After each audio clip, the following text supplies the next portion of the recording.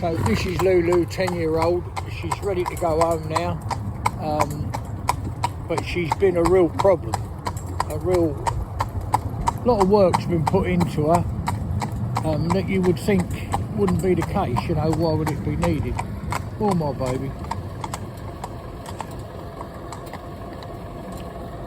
I'll just let this fan come up and show you.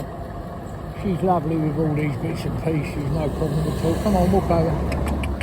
Walk up. Walk on. Walk on. Come on. Walk on. She'll happily go down the side of here, the engine's running, no problem at all. Big pump going on here.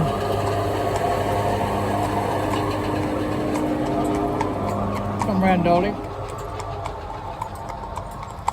That's it. Come on, baby. So as I say, she's been a real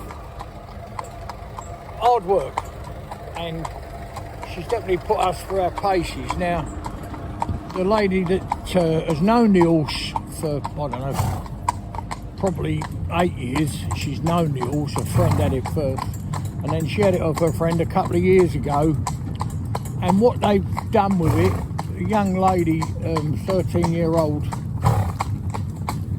young lady, owns a pony actually, and she's done a fantastic job with it, getting it to behave itself on the lunge. So she could point, I want you to go this way, I want you to go left, right. She'd use her hands to indicate what she wanted, and she got the horse, you know, the pony to listen. And that was a real big achievement in my opinion, because of the way the pony is. But on the face of it, the pony couldn't be nicer. Quiet to handle, easy going, everything like that. She'd had some trouble trying to get her to do things, but the young lady, you know, 13-year-old, definitely done a brilliant job. No two ways about that. So, anyway, Mum thought to herself, this horse is something about this horse that is not right. You know, she's doing it, what we were asking her to do, and she put a set of harness on it, and she lunged it around, done a few bits, and she thought to herself, no, this isn't right. She felt, so she explained to me, like something's going to go wrong in a minute. Well, I've got to take my hat off to her because she's 100% right. Her friend said to her, break it yourself, you've got it more or less done, you know. What do you want to send it away for? And I'm not saying this, we're not looking for work, certainly not looking for work, we've got stacks of it. But I just think it was a real wise decision, but there's not many people that can see that. You know, the horse hasn't broken what I've just said, that the pony's done nothing wrong yet, but she had a feeling that she might have a ticking time bomb, you know, a stick of dynamite in her hand. Anyway, so she come down, she was very subdued. She'd be in the stable, she took a little bit of time to settle. They always want a couple of 3 days to see where they are, what's happening and like that. And as long as they're, you know, enjoying their food, and you know, everything else is all right. I mean, they're staling or pooing, you know, and their pee's right, you know, they're okay. But she was a little bit subdued, a little bit quiet in the stable, weren't much interested in any horses walking past her stable, anything like that. So withdrawn, I'd almost say, but all right to handle like that. A little bit slow to respond. So if you went into the stable, said come over, you know, when you're mucking out, we don't like to take them out when we muck out. We like to muck them out in there. I mean, obviously we've got all the room in the world to take them out, but that's not the case. If they'll tolerate you in their space, which is what it is, that's their space, and they'll tolerate you in there and do what you ask them to do, move over, so you can clean out all around her feet and sweep and pick up and lay a new bed down, etc. Then that's good. So that was all right. A little bit sticky here and there. And I thought at first that, no, I think this is all right. But even in the back of my mind, I thought, no, I don't know, there's something. But the way the mum had picked it up, you know, in her mind, that this isn't going to end well if we continue trying to do it ourselves. Well, anyway, you'll see in these shots here what she was like. It was truly unbelievable. When she got cross, you know, because you're asking her just to stand still, for instance. So now we've got the harness on, we've got her in the vehicle, and we've asked her just to stand still. She couldn't do it. She'd smash her feet down on the ground. Asked her to do anything, she'd be up on her hind legs, and she would be nasty with it. Now, what do I mean by that? Well, when she went up her hind legs, she wouldn't be opposed to being up on her hind legs and striking towards you. You know, if you anywhere within distance, she would strike towards you. And it didn't get better. She kept, I'm trying to say, come on, don't be silly, you know, this is going to be all right, we'll work it out, we'll do it, come on, cajoling her as much as I can, and her saying, get away from me, leave me alone, I'm not doing it. So we got her in the harness, we get her out the gate, and I think, right, we'll go down the road here, because where we live, on the lane we live, is not too bad, but it's not long before you can be in from a, you know, a little tiny lane to a B road to an A road.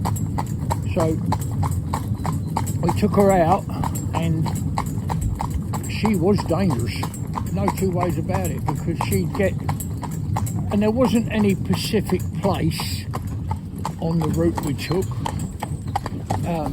2 or 3 times, and it wasn't any specific place. She'd be going along like this, and you know, you'd have contact with her mouth, obviously, but just a gentle contact. I don't believe in all that. Anyway, she's got a rubber bit in, so gentle contact, like I drive them all, and she was fine. But she just spin round now, spin round to the right in a second to go back home. Yeah, and you would have a fight on your hands all the time, keeping her there. Now, also what she's done, which is very rare, this bit of ground we're just passing now is a prime example, this piece coming up here. So you haven't got a hedge, but you've got a fence, yeah? Well, she would pull off the road now and try and turn around, come back on herself between here and the hedge, and that fence there. She'd go right up on the bank. Now, she would go up on the bank. I mean, the bank could be 2 foot high. She'd climb it. She'd go up it 3 foot high, come to that. But obviously your cart's not going to go up there without turning over, is it? So we had a fight on her hands. Everything you've done with her, she wanted to argue with. Even in the stable. So you asked her to go back, she'd swish her tail. Because so although she let the 13-year-old little girl do a lovely job with her, got to handle her, do a load of things with her that she'd never done when they first got her. An absolute excellent job she done. There was that level where she went, that's what I do, I'm not doing any more. You can pick me feet up, you can brush me, you can ride me like that, but I'm not doing any more. You know. Now that's no good. It's no good for the course. Why do you want to force them? You can't, if you force them, they've got to be doing it willingly and happy. That's the secret, in my opinion, if there is any secret, is they've got to be doing it because they want to do it, because they're happy to do it. That's the important thing. So, yes, of course you could bully them into it, but that's no good, that will backfire, sure as anything. And with her, that definitely would backfire, because she'd be up on her hind legs and come straight down on your head, and she would not care. She'd just, you leave me alone. You know, she'd kick out behind, she'd be up on her hind legs, and in fact her hind legs, she was dropping up on them, paw the ground in pure temper, stamp her feet on the ground, and paw the ground and dig a hole. You know, wouldn't do it. So then we was in the arena and we said, come on, And it wasn't anything that she couldn't do. There's no point in asking a horse to do something he can't do or is frightened of. Certainly weren't frightened, it's just I'm not doing it. I'm not doing it. And that was the attitude. Like, really stroppy, I'm not doing it. You can't make me, I'm not doing it. Well, I wouldn't make them do anything because it's no good. As I say, that will come back one day and it will be dangerous. What you've got to do is, we're supposed to have a brain. If you look at the size of that pony's brain compared with, a human brain, we're massive. Well, you've got to use your brain to cajole, kid them, do whatever you've got to do to get them to do what you want to do. So when we was in the arena, for instance, we'd be in there and we'd ask her to go through the noodles, the noodles hanging down with the stripes on. Well, she could do it no trouble at all. So obviously you could put some on the other side of the noodle, put a lead rope and lead her. That's no good. The horse has got to do it because you're asking to it. You drive horse from behind, sat up here behind, yeah? And the only contact you've got with that horse is your voice and these reins. Unlike riding, when you can feel them moving underneath you, you can feel through your thighs, your calf muscles, you can feel what the horse is doing, you feel it tighten or tension. Up here, you've got your voice and your reins. But people would say you whip, well, we don't have whips, do we? We don't use them because I can't see the point of it. In the show ring, for looking nice and tradition, we've got no problem with that at all. But all we have is these, like a soft sponge ball on the end of a lunge. So it has the same effect. If I say, hey, come on, you're going to pick up the pace, but it's not hurting, is it? Like, you haven't got to hit them and hurt them. Also, they say you must not, you've got to hit them between the collar and the fag. Well, that's a load of nonsense, in my opinion. If you're going along like this, like the 2-year-old, you whip, and the whip catches in the hedge, automatically bring it back, wouldn't you? But I could put that down there between her legs. Look, can you see? Flopping about, around the rocks, everywhere, over her back, down there, everywhere. Well, no one's going to tell me. Well, that's wrong, really, to say that like that. But I can't see the sense in people saying that's where you've got to catch them there every time. If you need, to encourage them on, you need a whip to do so. Well, I want to be able to do it just with my voice. I want to be able to say to her, "Oh, babe, trot on." Yeah, just change I'll change the tone of my voice. Up she goes. I come through like this now. 2 fingers, right? That's all I've got is them 2 fingers. Steady. Rub a bit. Walk. Can you see? Just 2 fingers. Walk. Steady now. Just, can you see? Look, I'll put my hands forward again. You can see. So 2 fingers, my thumb and 4-finger in. So, like that, yeah? I want to stop, got no brakes, I'm not using any brakes, stop. I want to say to her, come back, baby girl, come back. Walk back, come back. Walk on. All with 2 fingers and a rubber bit. So why do you need a Liverpool bit with a serrated edge, with cheek pieces, with all these options of more pressure you can apply to the mouth? I don't know. Walk. Stand still, baby. Now come back. Good girl, come back. Walk. Trot. So if I can do that with a soft rubber bit, and how can I possibly have a massive contact or strength in 2 fingers? I can't. Well, before, you'd have to have, we'd still had a rubber bit, we'd never change a bit for any circumstances. Because I believe if you can't drive a horse safe, confident and happy on a public highway, you haven't done your job right. That's in my opinion. If you can't drive them in a rubber bit to be safe, confident and happy, and if there's 700-800 films on there of horses that only got rubber bits in, and there's all sorts, runaway stallions, horses that have been in accidents. There's a good variety on there. There's stallions and mares. There's a film called 2 Stallions and a Mare. The mare's between in season. So what I'm trying to say, the reason I'm mentioning all these things and these other horses and the bit and everything like that. We haven't got this horse to do it through pain. Well, if you say to me, what do you mean by that? Well, what I mean is, you've got a curb chain under a horse's jaw. All you've got to do is look at the jaw. Look at the structure of a horse's head, the skeleton. Put your finger in the side of its mouth where the bit sits. There's a tiny bit of flesh, basically skin laid over the jaw. In there, they're massive with nerves. Just look at it. I've got no education at all, but it's easy enough to look at. Just go on the internet, and you know, you can see, you know, you find out about the nerves that come in that feed the top lip, etc., coming out the skull, then the side of it. And I mean, she's got a nice little way. Her head's a little bit low, but you see her going up there. She's lovely, good, like, you know, nice. She knows exactly what to do. Now that doesn't mean if I said to her, walk, she'd carry on walking up here. Wait, walk. But obviously, if I let the reins go, she'd prefer to get on a bit. You see, if I should say to her steady, so she'd walk up here, she'd do anything I want her to do in a rubber bit with a soft contact.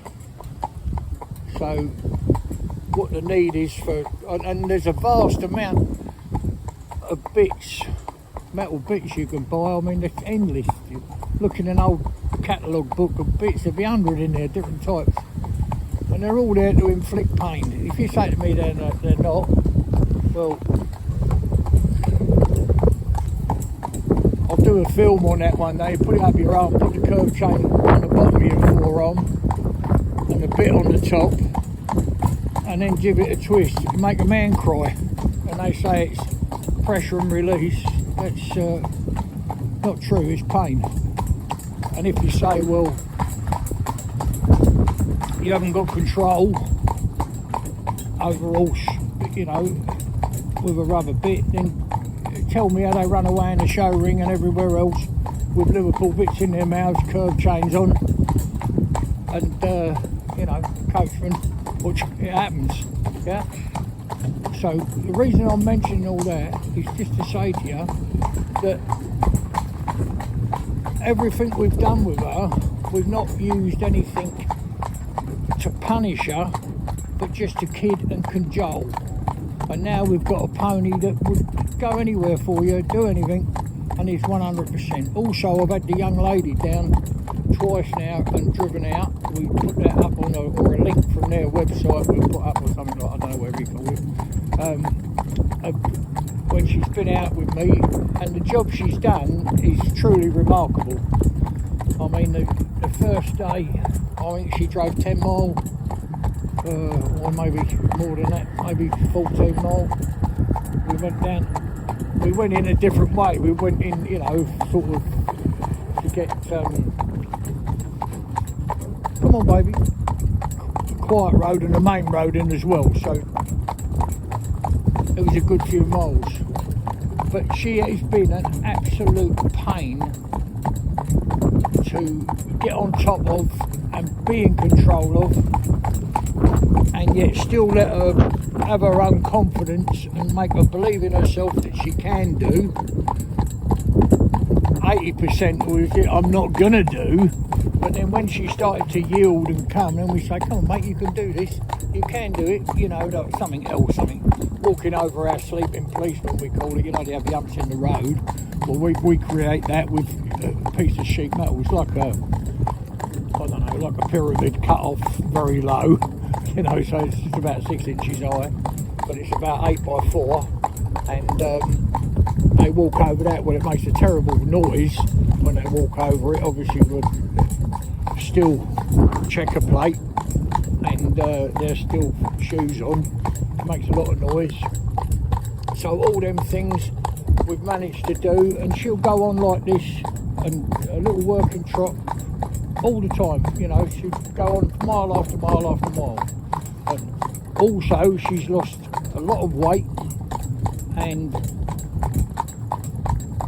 that's down to Ree really, because Ree looks after one of the many things is you can only have one person feed them, because otherwise you don't know what they've had, do you? So it's feeding them the right amount so that they can do the work. It's feeding them the right amount so they lose the weight and replace it with muscle, which is quite involved getting that exactly right. But now she's nicely rounded, and she can do the miles, no trouble at all whatsoever. You know, she's lovely. Track them reins down there and she just go on like that, no trouble at all. You know, it's not going to run away or do anything or like that. Come over, baby. I'll just like to come over. That's it. And she'll be, yeah, okay.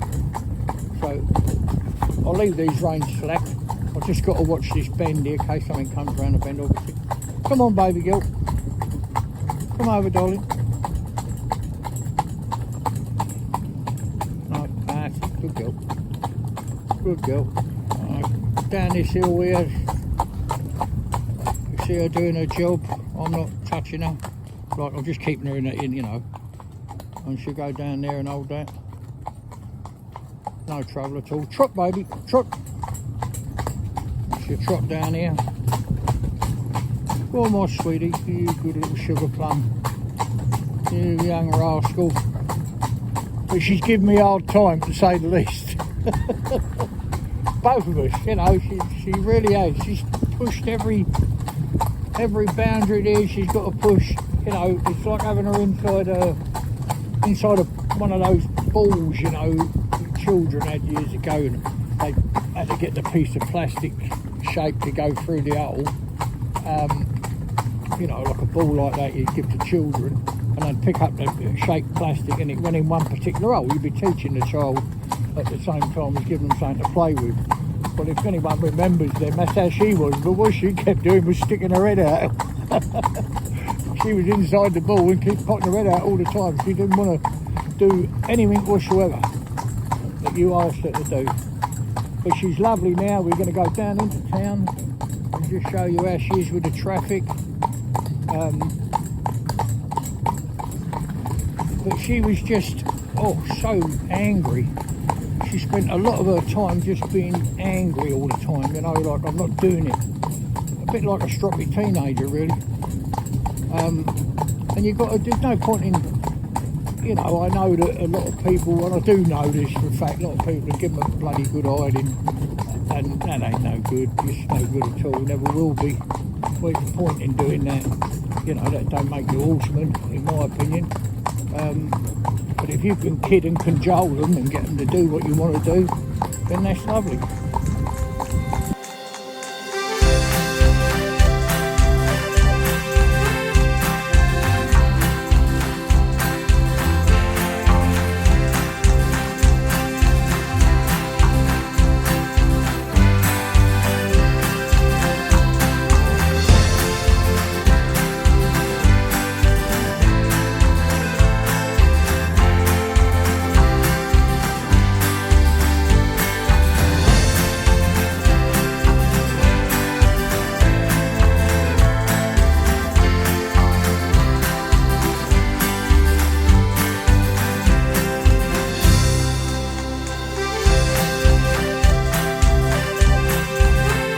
There's a smile on my face every time I hear that sound.